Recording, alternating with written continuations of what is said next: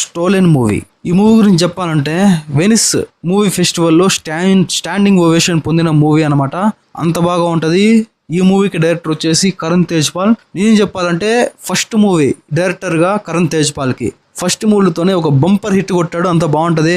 ఇందులో ఉన్నటువంటి వాస్తవ సంఘటనలు బయట గిరిజన గ్రామాల్లో ఏ విధంగా జరుగుతున్నాయి అనేది కళ్ళకు కట్టినట్టు చూపించి ప్రతి ఒక్కరిని ఇంప్రెస్ చేస్తాడనమాట.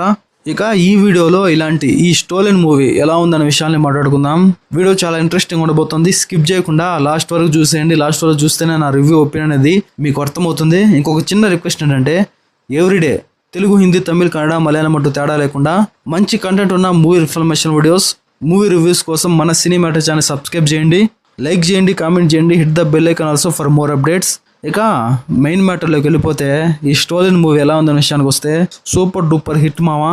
చాలా బాగుంటుంది. ఎంగేజ్ చేసే ఎలిమెంట్స్ అన్నీ ఉంటాయి. దాదాపుగా ఓన్లీ 1 hour 30 minutes రన్ టైంతో కూడుకున్న మూవీ ఇది. ప్రైమ్ వీడియోలో హిందీ లాంగ్వేజ్లో మాత్రమే స్ట్రీమింగ్ అవుతుంది. తెలుగు లాంగ్వేజ్ అయితే అవైలబిలిటీ లేదు. బేసిక్గా ఈ మూవీ స్టోరీ ఏంటంటే జంపా కూతురు చంప చాలా చిన్న ఏజ్ అనమాట. ఓన్లీ 6 months అలా ఉంటుంది. ఒక ట్రైన్లో ఒక పల్లెటూరు సమీపంలో కిడ్నాప్ అవుతుంది అనమాట. ఆ జంప అదే ఆ మహిళకి హెల్ప్ చేసేదానికి ఇద్దరు అన్నదమ్ములు, ఇద్దరు బ్రదర్స్ అయితే హెల్ప్ చేస్తారు. వాళ్ళిద్దరు వచ్చేసి రమన్ బన్సల్, గౌతమ్ బన్సల్ అనమాట. చివరికి వాళ్ళు హెల్ప్ చేసే ప్రయత్నంలో ఆ కిడ్నాప్ ప్లేస్లో వాళ్ళే ఇరుక్కుంటారనమాట.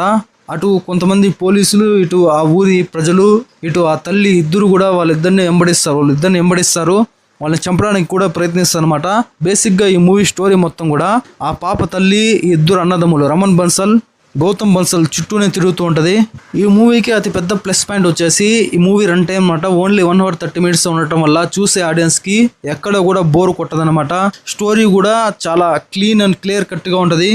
మూవీ స్టార్ట్ అయినప్పటి నుండి కూడా చాలా ఇంట్రెస్టింగ్ తో మూవీ అనేది స్టార్ట్ అవుతుంది. ఎండ్ అయ్యేటప్పుడు కూడా ఇంట్రెస్టింగ్ ఫ్యాక్టర్తోనే ఎండ్ అవుతుంది. ఎక్కడా కూడా బోర్ కొట్టదు. అది ఒక సాలిడ్ పాయింట్తో, సాలిడ్ స్క్రీన్ ప్లేతో, సాలిడ్ థ్రిల్ని పంచే ఎంగేజ్మెంట్ చేసే ఆ సీన్స్తో మూవీ అయితే నింపేశాడు. ఆ చిన్న పాప విషయంలో అన్నదమ్ములు ఇరుక్కుంటారు కదా, వాళ్ళిద్దరిని చాలా మంది వెంటాడుతూ ఉంటారు.